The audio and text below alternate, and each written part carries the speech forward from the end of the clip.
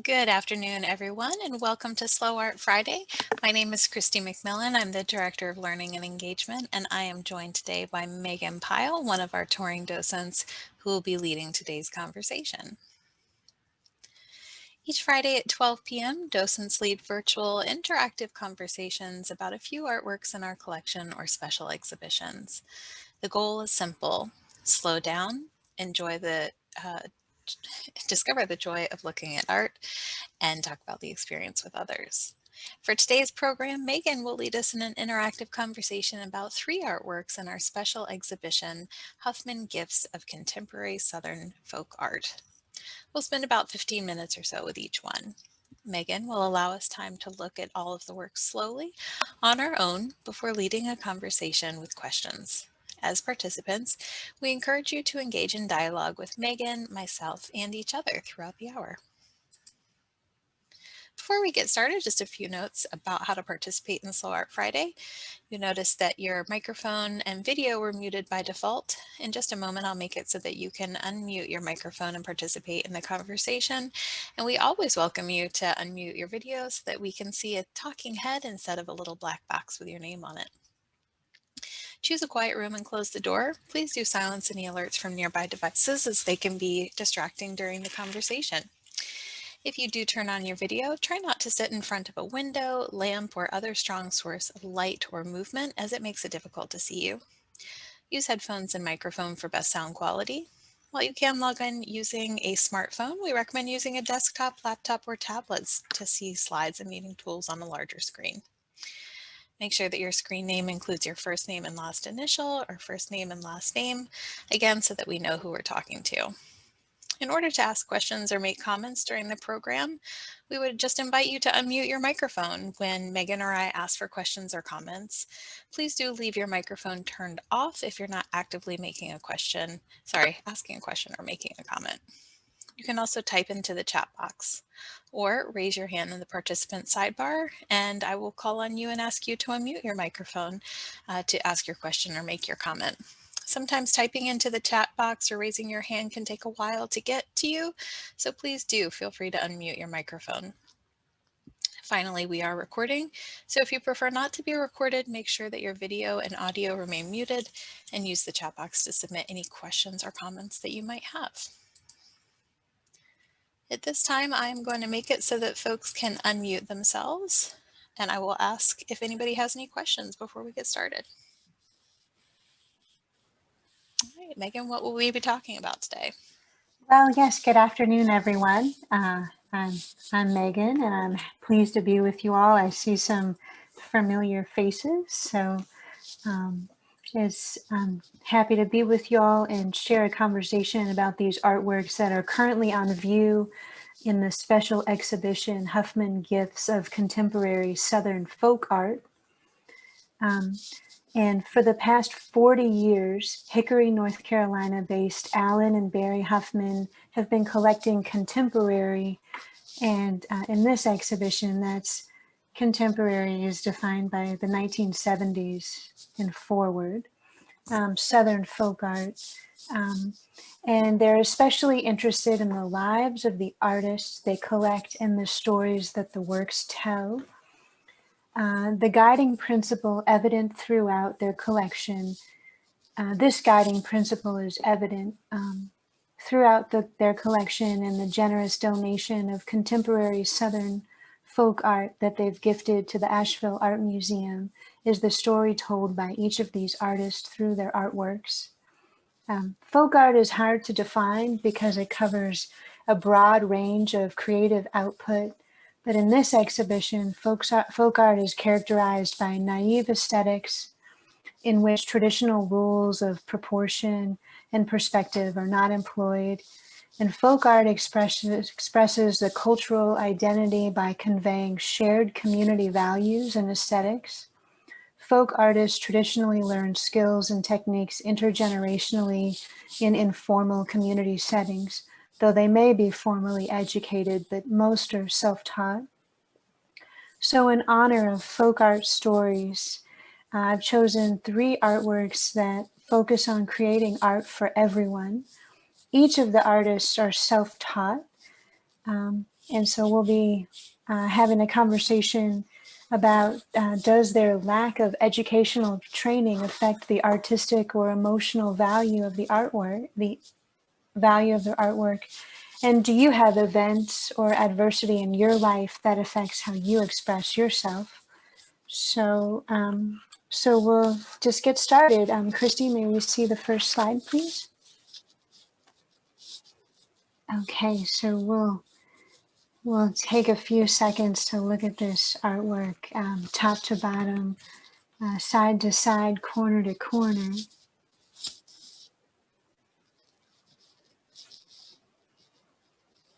So where is your eye drawn first in this artwork?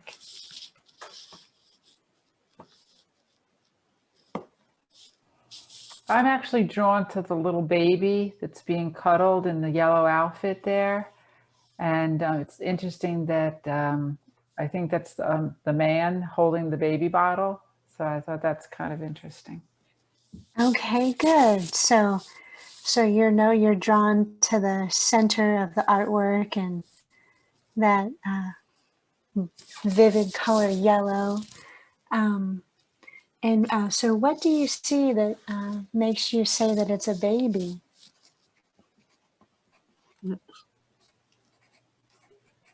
Oh, it's small, and the way the woman there is cuddling it, and it just looks like a little baby, maybe even a little yellow ribbon in the hair. It's hard to tell. And I like the way that the woman's outfit is coordinated from the shoes, the dress, the earrings, the hat. Also, to follow up on what Laurel said, you don't see any limbs on the baby, or, what we're assuming, Laurel and I, is the baby, making me think of like a baby being swaddled or wrapped in a blanket, sort of with all of their limbs contained within, a blanket or some sort of wrap. Okay, good. So what more can we find? Sharon? Well, I really do love the woman's outfit for sure. I think that's beautiful. And because I'm assuming that these are Black persons, she has an outfit that looks to me, especially with the turban, as an African type of outfit, which is gorgeous. He is kind of interesting of standing next to her, though, where you might expect a similar type of cultural, outfit to hers. I hate to say, so it's kind of like a Dutch boy kind of thing, with the outstanding blue and white, so dominant there. And the shape of the hat too is a different type of hat that we would usually see. So yeah, it's kind of the two. I don't know what to say, maybe don't go together in my mind or something, but in her mind, or in the artist's mind, apparently so. So I was kind of interested, and I'm still looking at it, trying to make sense of it, or what the two outfits, how they go together or don't go together. Okay, good. I'm going to tag along on what you were saying. I actually think it's two women. It's not a man. Oh. I think it's yeah, they look like two women to me. And I think that masculinity is coming across from kind of a kind of dyke attitude, and when you said Dutch boy, it kind of, because it looks like what you were saying was the man has blue earrings on. But it feels to me that it's two women. Okay, good. And I think it's interesting the way the pants on I'm going to say person on the right, I think is a man, but it's the person, as you face the picture on the right, that are uneven. I don't know if he's standing there, or you see like a white sock below the pants, that it doesn't go all the way down to the shoe.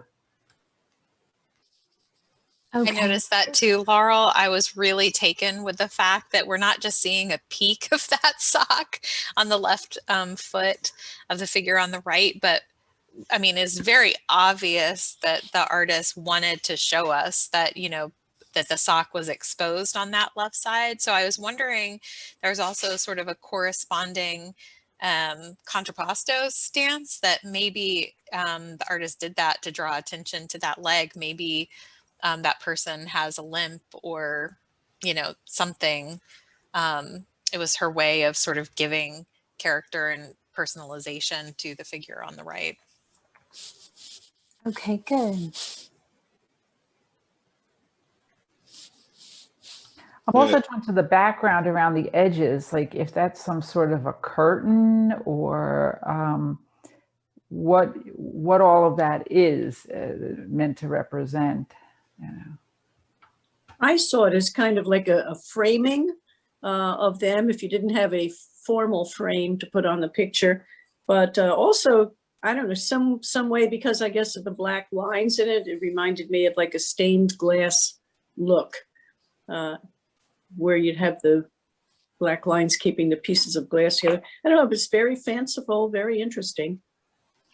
Also has kind of a butterfly cocoon effect, which kind of reflects back onto that cuddling of the arms and cocooning and keeping safe. Okay, good. So what can we learn about the artist by looking at this artwork?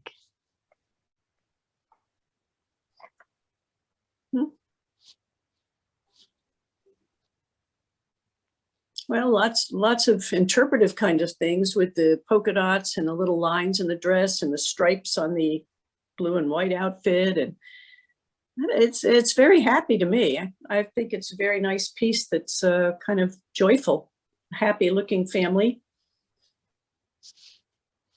Okay, good. So you think the artist, well, and how do you see the artist fitting in with the family? Which role do you think the artist has? I almost think the artist might be what we were referring to as the child here, and feeling in a nurtured environment. They're being supported, they're being fed. The two people who are communing in the middle are also kind of connected. Like they're not separated from each other. They're like right close to each other. So it just feels like a very nurturing, supportive environment. Okay, good. To kind of follow up on that, Gary, I think you're right. I also feel like the looks on the two people's faces are very natural and candid, so that the artist, if they're posing for the artist, they feel very comfortable with the artist. It's not it feels kind of like they've let their guard down. I think that when you go, for a professional portrait, like having your picture taken or somebody's taking your picture that you don't really know, you may have sort of a filter, whereas, just the way that her eyebrows are, the figure on the left, her eyebrows are curved, her smile seems very natural and sweet, and it feels kind of vulnerable. So I think that there must be some sort of close relationship between the artist and the people that we're seeing. Can we zoom in on the baby? Does the baby have a face? It looks to me like all three are looking forward. Oh, there is a face. Okay, I couldn't tell that. Thank you. Yeah, so, and the baby, although the body's kind of sideways, the face is forward along with the other two people, which is interesting that they're all looking forward. Okay, good. I also noticed something today for the first time, that you can see the outline of the figure on the left's legs underneath the dress. You guys see that? Let me see if I can zoom actually. Yeah. And I don't know if that's, well, they don't seem to correspond though. No. They do and they don't, now that I look a little closer at it. Just wondering if the artist changed her mind, or this sort of indicates maybe that it's a more like sheer fabric. I was also noticing sort of the decorations of the dress seem to be pretty straight in most places except in this area here. So I'm wondering if it's telling us like the wind is blowing the dress or something in that area. I don't know. Yeah, I was wondering about the weather also, because it appears almost to be an indoor picture. You don't have any idea of what time of year it is, but because they're wearing long sleeves and everything, I would think it would not necessarily be a hot summer day. Okay, good. So are there stories that this artwork evokes?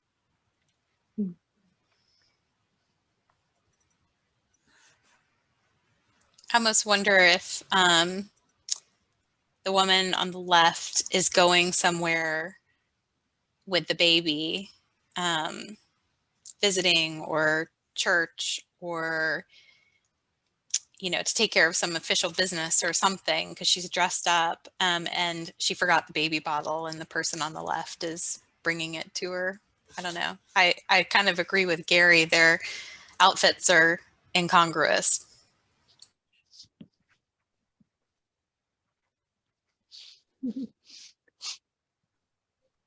Okay, good. Anyone else?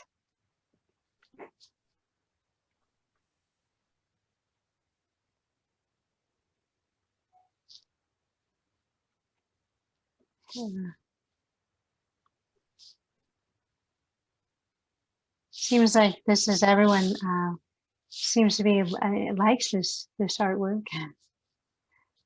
Yes, it's happy and evokes a nurturing family. And does this artwork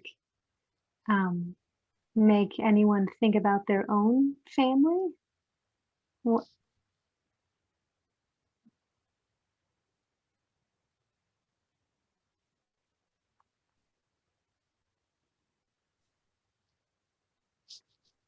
No. Okay.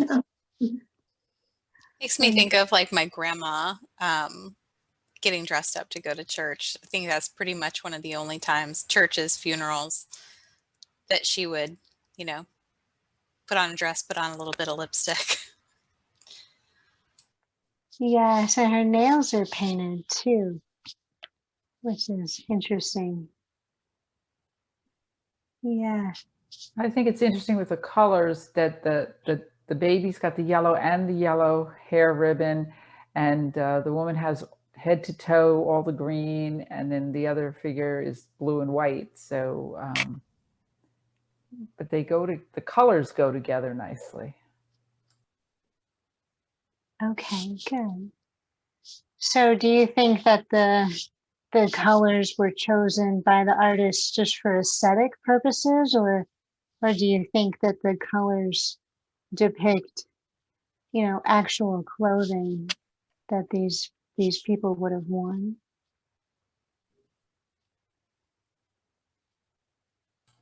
I think both. I think both. Okay, good. Does anyone think about sailors, the sort of iconic white and blue striped shirt or navy and blue striped shirt? I believe sailors used to wear those to help them navigate. They could sort of, I think, stretch their arm out, and then somehow the stripes would help them navigate, sort of line up their line of sight with the horizon. Did anyone think of the figure on the right as possibly being a sailor, or either returning home or leaving? No, can't say that I did. It almost looks like he has on kind of a fez type of hat. And then I don't know, the outfit is very fanciful. Kind of funny. It just it's a kind of made up by the artist. I don't get the impression that an artist actually sat or asked two people to come pose and be models for this particular piece. More like it was her impressions of somebody that she drew without actually looking at the people. But who knows? I guess you're Okay. going to tell us some interesting things about her. Or Yes. he or Okay. she. There Good. was there was one last thing I noticed on here. Like if you'd gone to school and studied paint, like on that little part that we talked about being kind of semi-transparent, where it overlaps where the jeans are, you know, somebody in a painting class would have done that a darker green to signify that it was transparent on that portion with the blue behind it, that somebody who might be self-taught will just go ahead and like, oh, I've got the transparent going, but I haven't accounted for the blue being behind there. Does that make sense? Yes. Okay, good. That's fascinating. Yes. Okay, Plus, good. the one, I'm going back to the pant leg. It's funny, the cuff looks larger than the other cuff. So not only is the person maybe have a limp or a hip problem or the pants are uneven, but yeah, the one cuff is actually larger than the other. Okay, good. Okay, good. Well, may we see the label, please? Okay. This is entitled Big Mama Demp, and the artist is Addie James. And as a child, Addie James had big dimples, and she earned the nickname Demp from her family. And this painting is likely of her and her husband Robert and their daughter Madaron. James painted stories from her life and from the Bible, but her art always emphasized pattern and fashion. The clothes that she and her family wore were always simple and inexpensive, but sometimes in James's artworks, the people would be wearing elaborate African-inspired clothing. But James's work as a seamstress and in a textile factory greatly influenced her paintings. Addie James was born in South Carolina in 1943 and then moved to Statesville. She was a descendant of slaves and sharecroppers. Her father drove a trash truck and her mother worked in a textile factory. So Addie did go to school, but she failed to graduate because she became a mother and she had 5 children and got married, and all while working in a factory and doing odd jobs to make ends meet. And so she never left Statesville, but she painted native folk art. And she was well known for gifting little angel paintings to folks in the hospital. So, may we see the next artwork, please? Okay, okay. So we'll take a few moments to look at this artwork, top to bottom, side to side, corner to corner.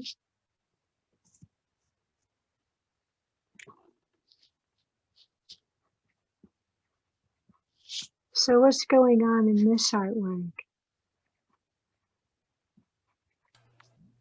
Looks like a family meal, but it's pretty fascinating or funny that what I'm assuming would, let's say, be the mother is sideways in the air above trying to serve the food, like, but I'm also drawn to what looks to me to be a cat in the front there, on the bottom right a little bit, yes, and birds in the window over there with a little bird bath maybe, yeah.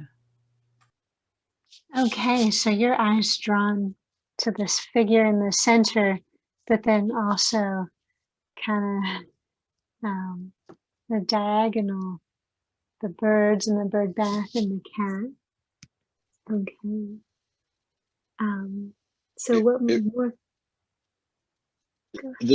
the composition reminds me of a song by Kate Bush from the Hounds of Love album, where the song is Watching You Without Me, which is accounting about her going out and dying. and then coming back to the house as ghost and observing dinner and the normal mundane routine happening without her. So I kind of feel that this person on the top is very much like that ghost-like figure that's observing the family even while she's not there. It reminds me of that phrase, Gary, out of body experience, where people describe sort of floating above, you know, their body or what's going on in their lives and being an observer.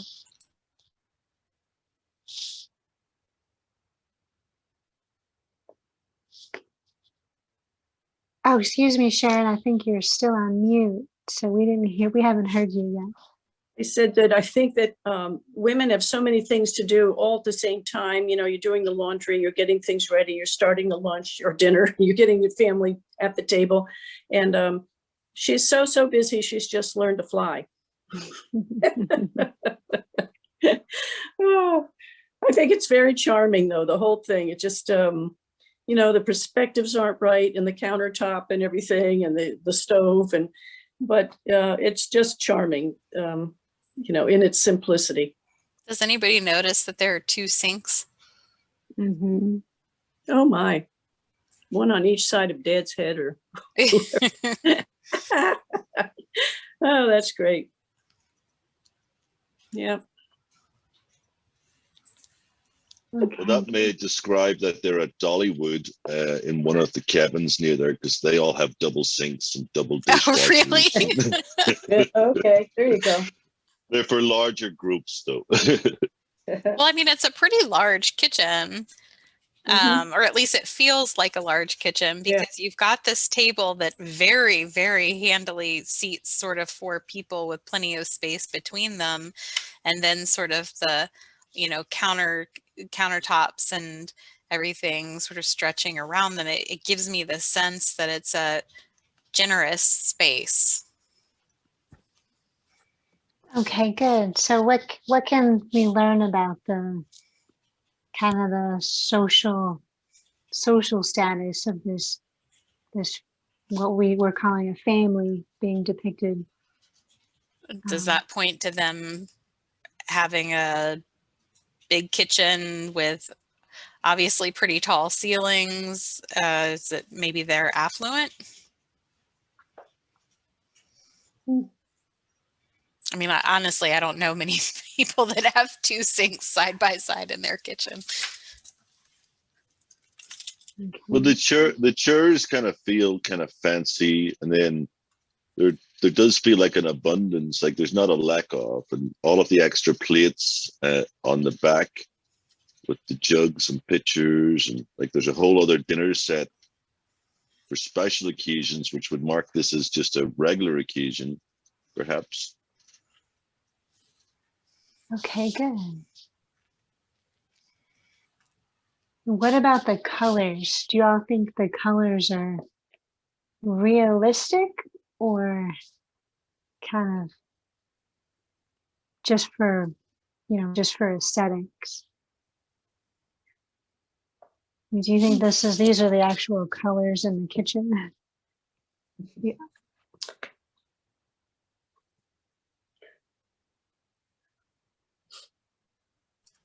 The palette is harmonious. Yeah. It's almost like though she just picked, you know, well, it'd be good to have a blue over here and a blue over there. Of course, you have to have a blue sky out there with birds and, you know, just, but you know, that color countertop, I think in the 1950s, I hate to say when I was young, we all had, Formica, and turquoise was quite the thing.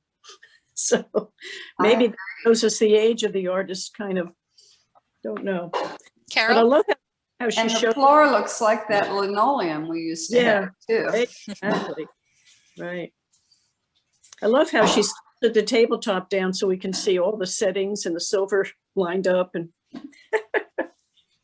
I also think that, you know, besides the obvious fact that she's floating above the table, which, you know, we don't see in everyday life, she's got on sort of a bright blue dress and bright blue shoes that are the complementary color to the yellow either paint or wallpaper. I'm guessing it's wallpaper in the kitchen. So if our eye wasn't already directed to her because she's in the center and she's doing something that human beings don't usually do, just by the color choice, you know, everything attracts our eye to that figure.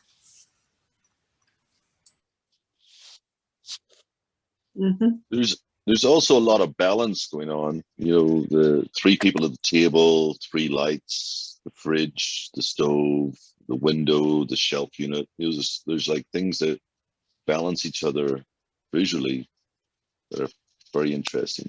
The two sinks. Yeah, the two sinks. It's almost like they had to be there because what else was going to balance it? If, you know, if, like you said, it's kind of like a symmetrical balance, a mirror. If one thing is on one side, is on the other as well. Yeah. The way the counter is curved, I mean, the perspective is a little strange. I mean, even the dishes on the wall, to me, look like they'd be very hard to reach because of how high they are, and because you'd have to reach over that counter. You might need a ladder to get them down from there. And and the little turquoise knobs on the what appear to be drawers of the counter. So it's well balanced, it's harmonious, like we've said, but it's you know what it is, but it's also abstract a little bit there. What about the placement of the window? Is balanced with the shelf. Yeah, just like what Gary was saying, it's, you know, sort of a one-to-one correspondence. If there's something on one side, then there's something corresponding on the other.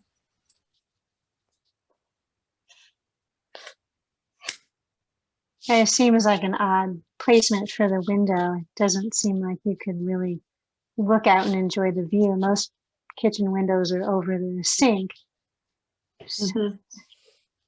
And I think also, you know, generally when you have a table like that, the light comes down a bit. So you've got those three lights up there ceiling high, but yet they're not in the ceiling kind of lights. They're hanging a bit. And the garland going through them. I don't know, very fanciful, not accurate as we know what a kitchen would look like. I was thinking with, that was like a border along the top of the yeah, wallpaper. but the fact that the sway up of the swag goes right in line with where the three lights are. You know what I mean? No, I think that the mother is meant to be the center of attraction, and that's why the window is where it is, and why the lights are so high. Yeah, right. Mm-hmm. I agree.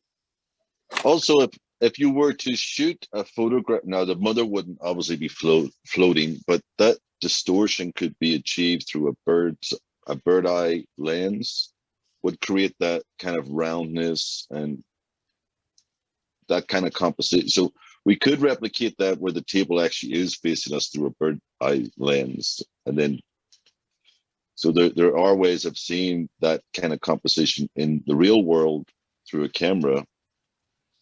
But of course, the person wouldn't be floating. I And, almost feel like because of the point of view, like we are high, you know, where we're looking from, it's high. Like we're looking down on the table, we're looking down on the countertops. So it's almost as if we have a relationship with the person that's floating. We're obviously not seeing through her eyes, but we're seeing from her level. And now, if this is supposed to be taking place in the 50s or the 60s, and she's floating, is that the time frame when those merry little housewives that were always dressed up started taking medication? Yeah. Yep. The shirtwaist dress with the matching shoes. Yeah. Just you know, and all dressed up when they vacuumed on those TV shows that we watched, Ozzy and Harriet. With their heels on, right, Carol? Right. That's fantastic, Carol. She's actually literally flying. And yeah. Okay, good. Kind of whimsical and fun, you know, when you look at it. So, So, well, just going back I'm thinking about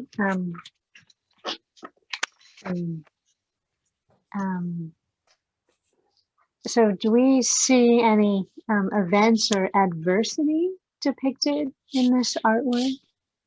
Do we think the artist is trying to express herself?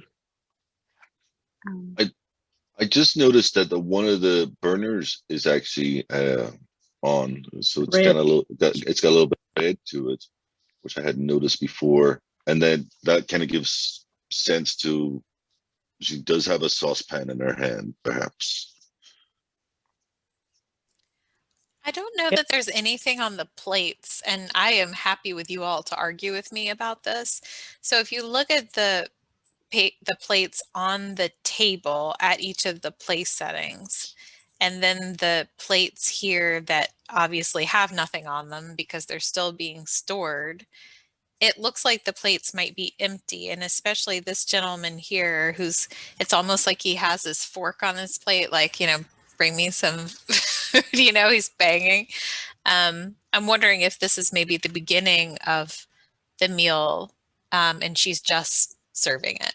Well, it's interesting that she's serving it from the lofty position too. See the drip coming down off of her spoon?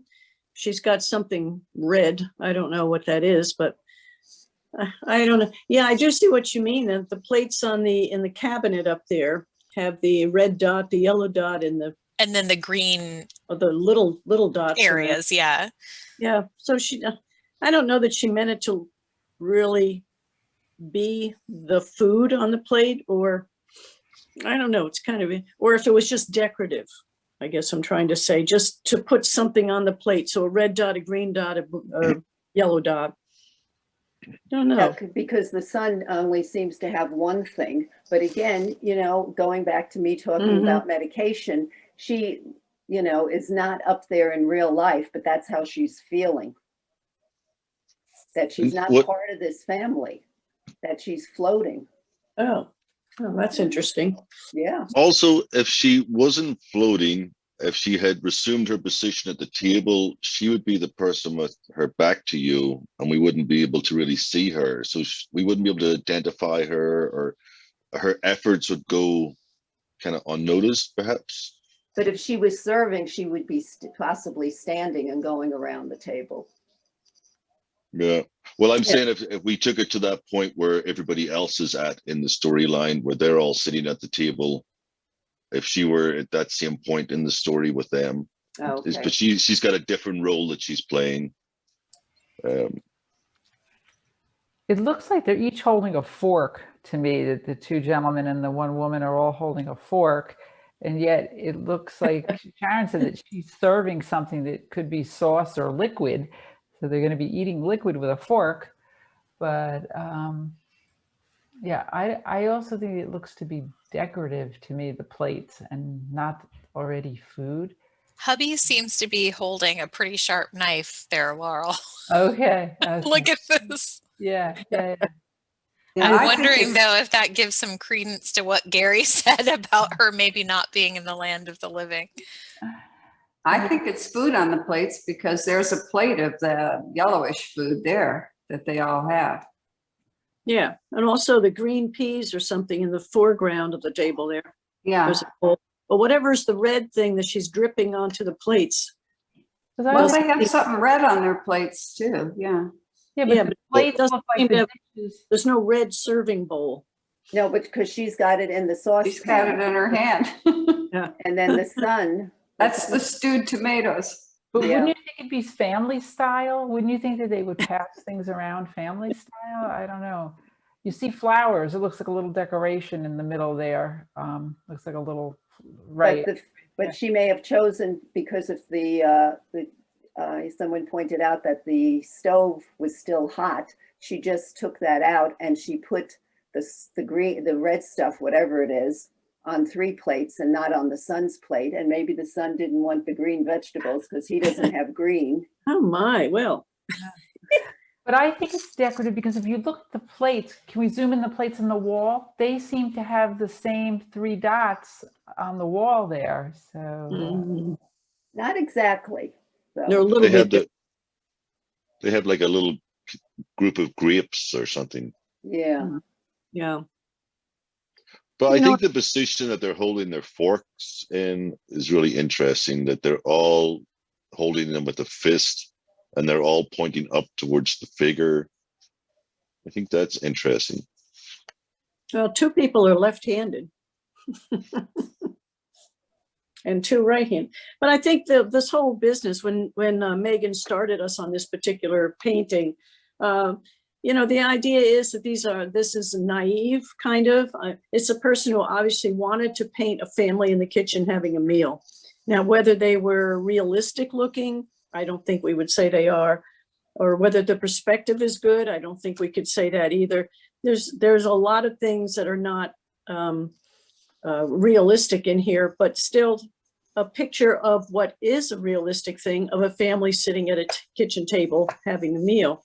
So the two things kind of go together, although the actual painting of a profile of a person doesn't quite look like the people that are seated there and all.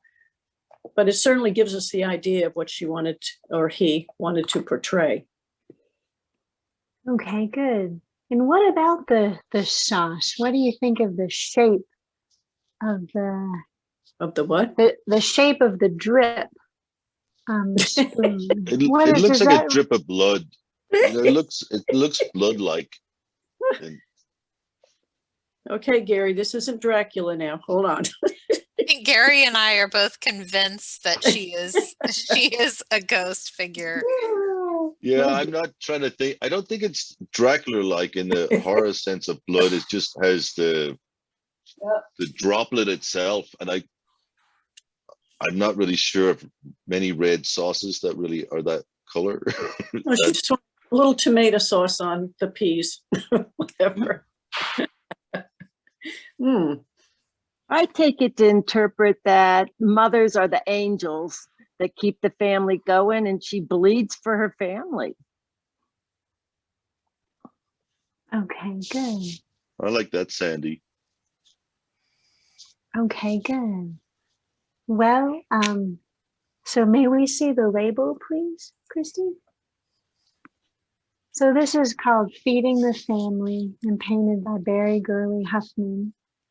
And she's a self-taught artist. But when she's painting, she's not depicting memories, but current events of her life and the emotions they evoke. In this painting, Huffman was recalling a time that she was away from her husband and two teenage children, actually installing an art exhibit at a museum, when she received a call from her daughter asking when she would be coming home to make dinner. So in Huffman's frustration over the family's inability to feed themselves, she painted herself as a mother bird flying home to feed her family. So she's not a ghost. None of us made the connection between the flying person and the birds outside. That's really beautiful. So, but it is, I think it's a beautiful painting. And Barry Gurley Huffman, she's self-taught artist, and she's an author who's published 5 books. And over the past 4 decades, she's produced 400 paintings, mostly oils, depicting her life as a housewife and mother.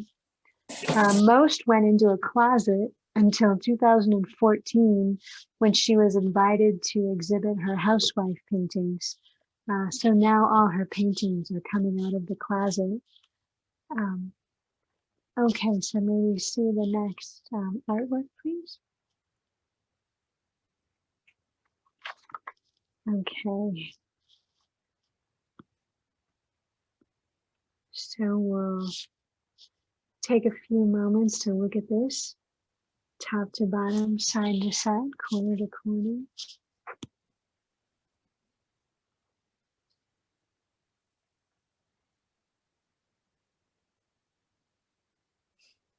So where is your eye drawn first in this artwork? I guess to the teeth. They stand out quite a bit. Is this a vase? It looks like it has an opening at the top for It's a jug. a jug. Okay. Hmm. I agree with Sharon on the teeth just kind of obviously stand out there in the white color. And then I'm next drawn to the eyes. It looks like a happy face to me. Okay, good. So what do you see that makes you say that it's a happy face?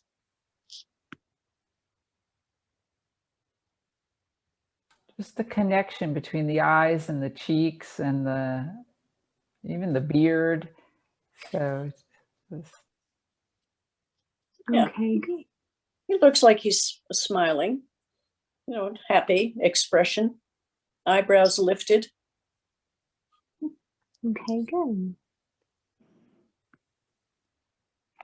So this must be a jug that was fired. So it's a piece of pottery that was worked on and glazed, actually very, very nicely in terms of the coloration and all that. But not,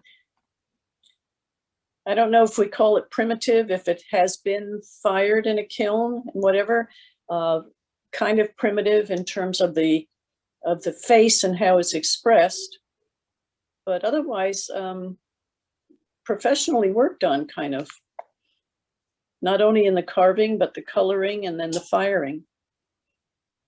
Okay, good. I would wonder if it's an actual replication or a self-portrait or of someone or just a compilation of various people. Okay, good. I'm really drawn to those eyes. Let me zoom in. 'Cause it looks like, the jug was sort of formed and then the artist, took a knife and like opened up a hole and stuck some more clay in it to make the eyes, and it then gives the impression, I mean, like there's no eyeball, there's just sort of an iris, so it feels sort of, as a human being, I'm having a hard time connecting with this face because, the eyes feel kind of unnatural.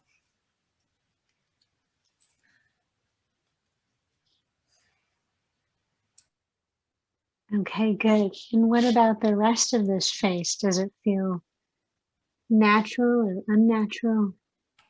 The nose Well, is Krista, you helped me. You can blow up that iris and call it an eyeball. And then there's a white part in the center, and you can make that the iris. So you can make those look like protruding eyeballs. And then it looks more natural.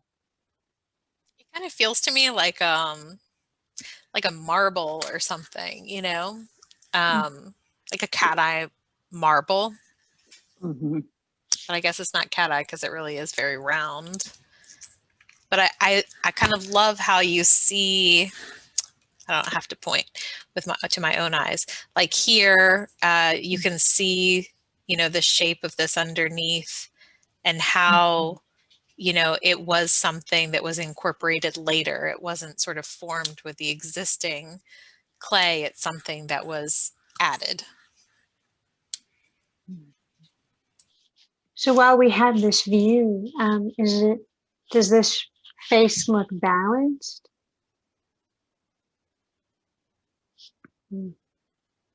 well, the length and the shape of the mustache is very interesting. Yeah, and it kind of stops in the middle almost underneath the nose. I don't know. Okay.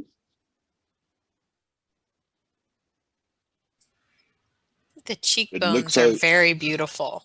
They're very high, sort of defined cheekbones. Yeah, that mustache looks like my mustache when I do it myself. It's not balanced. It never looks right. But I'm also blind in one eye, so I think I got it right.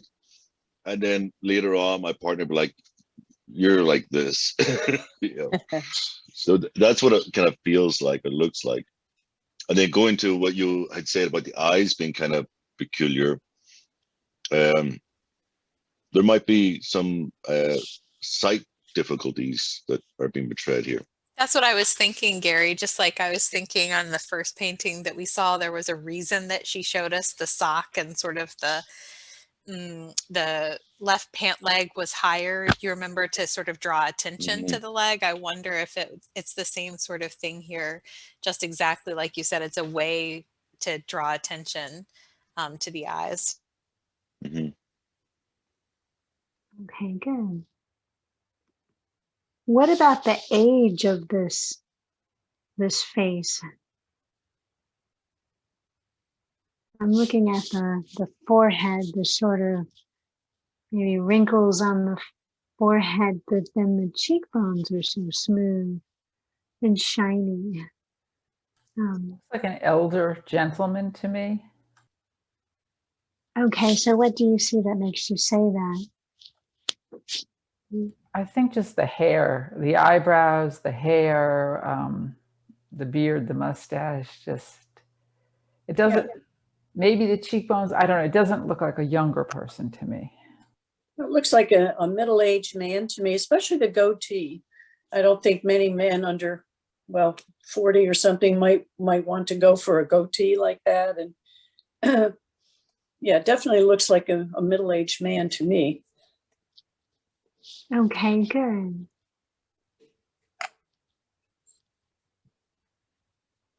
I think the contrast too between the color of the hair, the beard, the eyebrows, if the glaze used for the skin is indicative that, you know, it's a brown man or black man, then the lighter hair, eyebrows, beard would indicate maybe that he's older, that he started to go gray or white.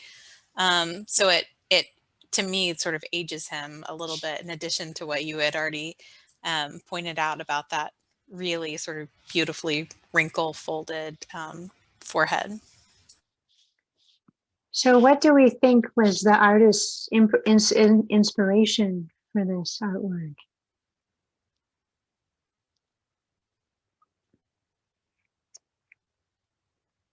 Is the artist wanting to tell us a story, or is it this a portrait? Well, it might just be a family member. Or, you know, it's such a happy face. And I know today they do a lot of mugs like that and whatever, and they'll have, you know, faces with different expressions, surprise expressions, or, you know, one eye a little bit closed or something. I don't know. This it's certainly very interesting to look at. It's quite a conversation piece. I guess that's why you picked it. Okay, good. I just looked up the definition of jughead, given that it's a head and a jug, Okay. and it says a wild or stubborn horse. So I thought that was kind of interesting. Oh, okay, that's very interesting. So, so all the artworks today that we looked at today, happy was a word that you all used to describe all of the artworks today. So can we make any assumptions about folk artists that their works are happy?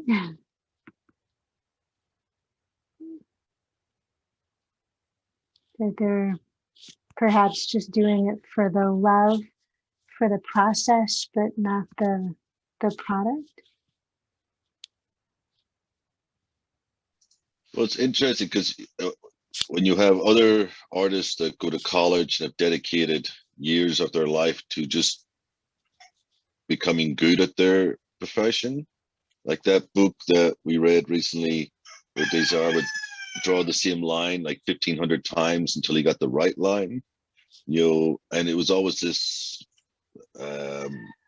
aim of perfection to become an historical record, you know. So in this case, people might just be doing the art just simply for the expression of doing art and for the pleasure of doing art. They weren't thinking necessarily of an historical record that might end up in a museum, or done with that effort that this is the best that it can be. Like, this is how it is, rather than this is the best that it could be. I also find in folk art. Yeah, and I mean, if you think of what Megan said about Barry Huffman, that she sort of made hundreds of paintings documenting her life, but then just stored them in her house. They weren't necessarily meant to be seen or consumed by anyone. It was maybe just her way of journaling. She just journaled in another medium. She did it for herself and for her own, I guess, diversion and satisfaction. Mm. Like they're not aimed to be perfect, which I think that kind of journal entry you're capturing the moment rather than trying to make it a perfect moment. We all just snap photos with our phones, right? Mm. Okay, I would like good. to turn it around and see another face on the other side. I think that would be pretty interesting. I'll have to go and see what it looks like on the other side. It's right outside my office, but I think that, and Megan, did you come in and look at it in person? Is it I just one face did. on the front, and then is it just a jug on the back? I believe so. Okay. Yes. And this is interesting. These face jugs. The artist is Albert Hodge, and he's a really interesting fellow.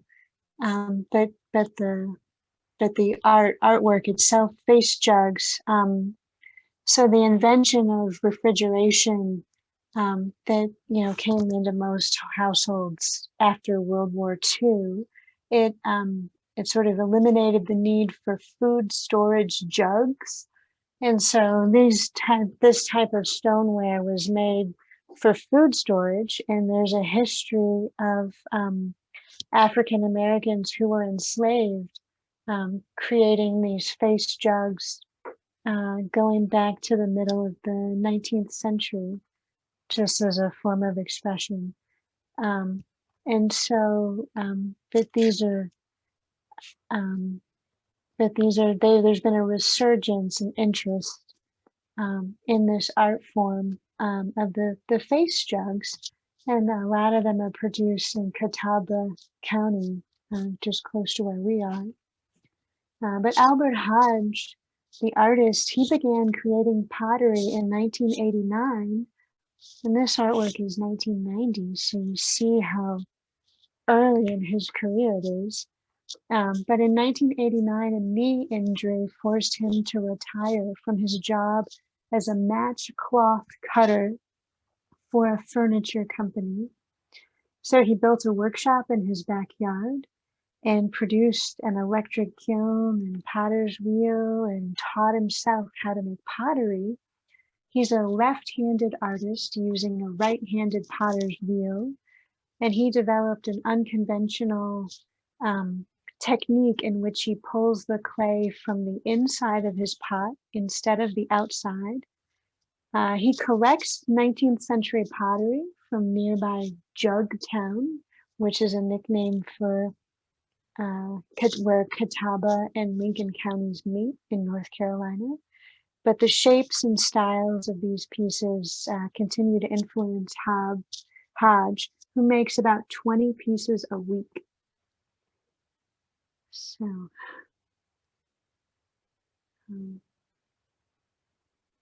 that's a lot of output. I think it's fascinating, how voluminous the artworks produced by these self-taught artists.